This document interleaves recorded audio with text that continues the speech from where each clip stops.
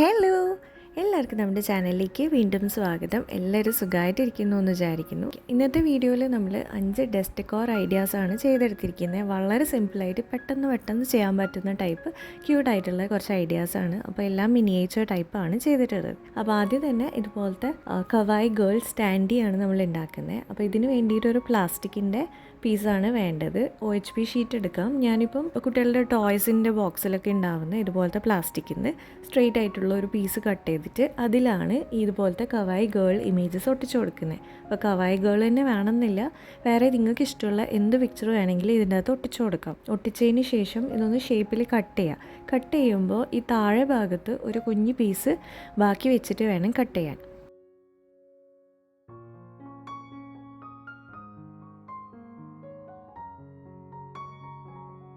ഇനി ഇതുപോലത്തെ 2 ബോട്ടിൽ ക്യാപ്പ് എടുക്കുന്നുണ്ട്. എന്നിട്ട് ഇതിലേക്ക് ഒരു സ്ലിറ്റ് ആക്കി കൊടുക്കുക. അതിനുശേഷം ഈ താഴെ ഭാഗം നമ്മൾ ഇതിലുള്ളിലേക്കൊന്ന് ഇൻസേർട്ട് ചെയ്ത് കൊടുക്കുക.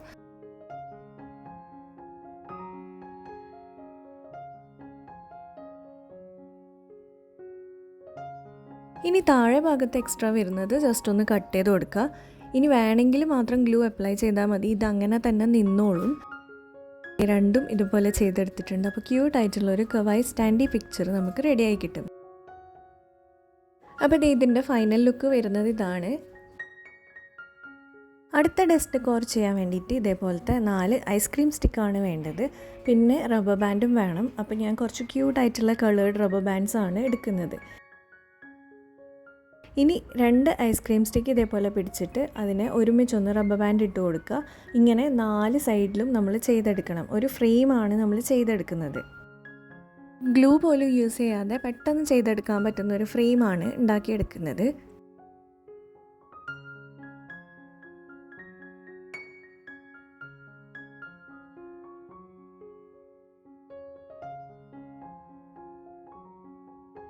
ഇനി ഈ റബ്ബർ ബാൻഡൊക്കെ ജസ്റ്റ് ഒന്ന് അഡ്ജസ്റ്റ് ചെയ്ത് കൊടുക്കുക. ഒരു കറക്റ്റ് സ്ക്വയർ ഷേപ്പ് കിട്ടാൻ വേണ്ടിയിട്ടാണ് അങ്ങനെ ചെയ്യുന്നത്.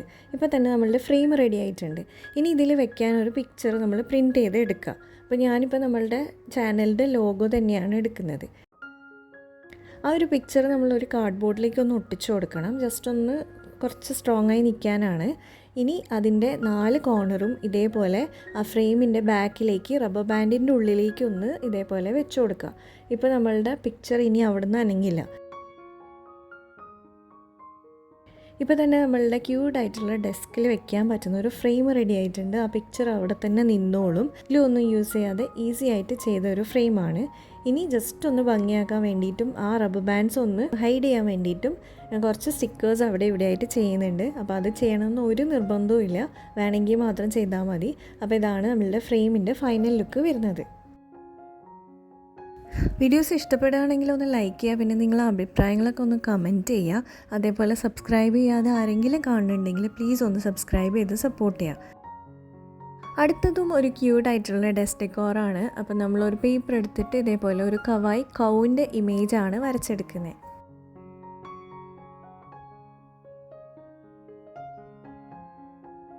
നമ്മളൊരു A to Z craft series start ചെയ്തിട്ടുണ്ട്. അതായത് A മുതൽ Z വരെയുള്ള ആൽഫബറ്റ്സിന് ഓരോ ഡേ ഓരോ ആൽഫബറ്റ് വെച്ചിട്ടുള്ള ക്രാഫ്റ്റ് ആയിരിക്കും, ഷോർട്ട് വീഡിയോസ് ആയിരിക്കും. അപ്പോൾ ആ ഒരു ക്രാഫ്റ്റ് സീരീസിൽ നിങ്ങൾക്കൊരു സർപ്രൈസ് ഉണ്ട്. അപ്പോൾ കാണാൻ പറ്റുന്നവരൊക്കെ കണ്ട് ഒന്ന് സപ്പോർട്ട് ചെയ്യാൻ ശ്രമിക്കുക.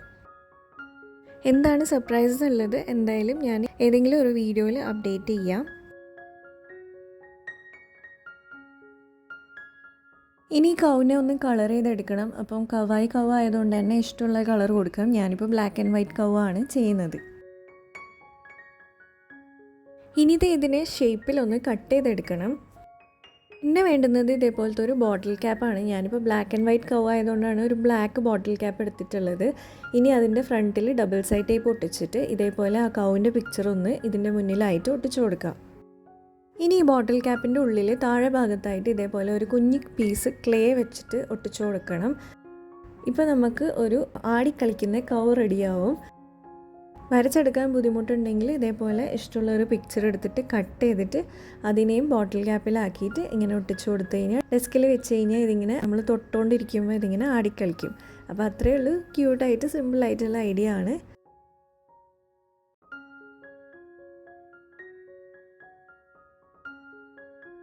അടുത്ത ക്രാഫ്റ്റ് ചെയ്യാൻ നമുക്കിതുപോലത്തെ ഒരു പേപ്പറാണ് വേണ്ടത്. ഗ്രീൻ കളറാണ്. അതിനെ ഇതുപോലെ ഒന്ന് മടക്കിയെടുക്കുക.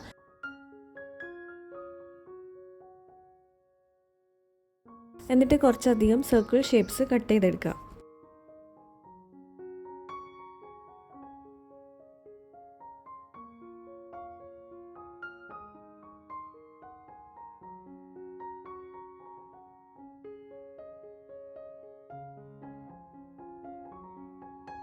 ഇനി ഒരു വൈറ്റ്നർ എടുത്തിട്ട് ഇതേപോലെ മിഡിൽ ഒരു ഡോട്ട് ഇട്ട് കൊടുക്കുക. അതിനുശേഷം എല്ലാ സൈഡിലേക്കും ഇതേപോലെ ലൈൻസ് വരച്ചു കൊടുക്കുക.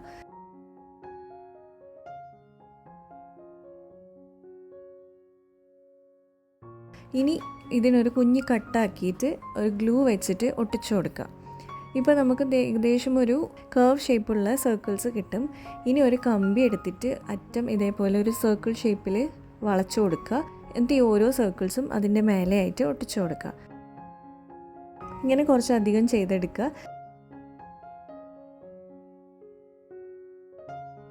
ഇനി ഒരു പേപ്പർ കപ്പ് എടുത്തിട്ട് അതിൽ ബ്രൗൺ കളർ ചെയ്ത് കൊടുക്കുന്നുണ്ട്. അതിൻ്റെ ഉള്ളിലായിട്ട് ഒരു സർക്കിൾ ഷേപ്പിൽ തെർമോകോൾ പീസ് കട്ട് ചെയ്തിട്ട് വെച്ച് കൊടുക്കുക. ഇനി ഈ കമ്പി ഓരോന്നായിട്ട് അതിലേക്ക് ഫിക്സ് ചെയ്ത് കൊടുക്കുക.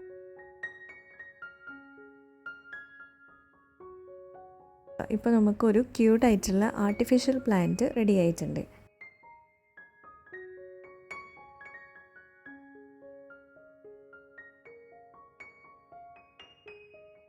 ഇനി നമുക്ക് വളരെ എസ്തെറ്റിക് ആയിട്ടുള്ള ഒരു പ്ലാന്റ് പോട്ട് റെഡിയാക്കാം. അപ്പോൾ ക്ലേ ഇല്ലാതെയാണ് ചെയ്തെടുക്കുന്നത്. അതിന് വേണ്ടിയിട്ട് ഇതേപോലത്തെ ടേപ്പ് കഴിഞ്ഞ കാർഡ്ബോർഡിൻ്റെ റോളാണ് വേണ്ടത്. അതിന് ഏകദേശം ഒരു അവക്കാഡോയുടെ ഒക്കെ ഒരു ഷേപ്പ് പോലെ ആക്കി എടുക്കണം. ജസ്റ്റ് നമ്മൾ കൈനെ കൊണ്ട് പ്രസ് ചെയ്താൽ തന്നെ അങ്ങനത്തെ ഒരു ഷേപ്പ് ആക്കി എടുക്കാൻ പറ്റും.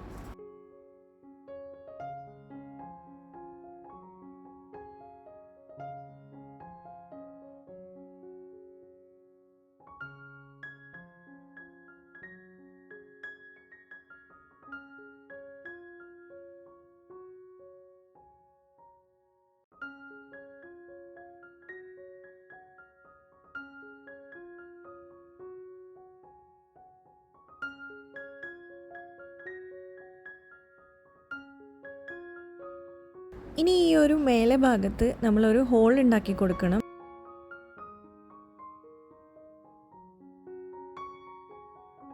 കോമ്പസോ കട്ടറോ അങ്ങനെ എന്തെങ്കിലും യൂസ് ചെയ്താൽ മതിയാവും.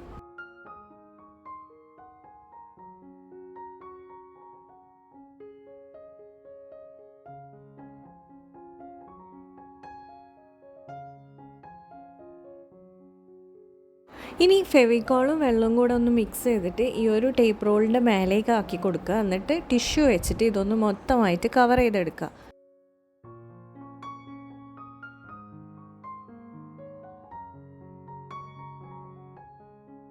ഇനി ഇതൊന്ന് ഉണങ്ങാൻ വെക്കുക. ഉണങ്ങി കഴിയുമ്പോൾ തന്നെ ഇത് നല്ലപോലെ ഹാർഡാവും. ഹാർഡായി കഴിഞ്ഞാൽ നമ്മൾ എന്ത് ഷേപ്പിലാണോ അതാക്കിയിട്ടുള്ളത് അത് പിന്നെ മാറില്ല. ഇനി ഇഷ്ടമുള്ള കളർ ചെയ്ത് കൊടുക്കാം. അപ്പോൾ ഞാനിപ്പോൾ മൊത്തമായിട്ട് യെല്ലോ പെയിൻ്റാണ് ചെയ്ത് കൊടുക്കുന്നത്. അപ്പോൾ ഇതേ നമ്മളുടെ പോട്ടിൻ്റെ ലുക്ക് ഇങ്ങനെയാണ്. ഇനി ഇതിൻ്റെ ഉള്ളിൽ വെക്കാൻ വേണ്ടിയിട്ട് ഡ്രൈഡ് ഫ്ലവേഴ്സോ അല്ലെങ്കിൽ ഞാനിപ്പം പിസ്താഷ്യലിനെ കൊണ്ട് ഒരു ഫ്ലവർ ഉണ്ടാക്കിയിട്ട് അതാണ് വെച്ചിട്ടുള്ളത്. അപ്പം ക്ലേ ഇല്ലാതെ ഒരു ക്ലേ പോട്ടാണ് നമ്മൾ ചെയ്തെടുത്തിട്ടുള്ളത്. അപ്പോൾ ഇന്ന് ചെയ്തിട്ടുള്ള 5 ക്രാഫ്റ്റും നിങ്ങൾക്ക് ഇഷ്ടമായിട്ടുണ്ടാവുമെന്ന് വിചാരിക്കുന്നു. ഇഷ്ടമായിട്ടുണ്ടെങ്കിൽ ലൈക്ക് ചെയ്യാൻ മറക്കരുത്. ഏതാണ് കൂടുതൽ ഇഷ്ടപ്പെട്ടതെന്നും കൂടെ ഒന്ന് കമൻറ്റ് ചെയ്യാം. നമുക്കിനി അടുത്തൊരു വീഡിയോയിൽ കാണാം. ബൈ.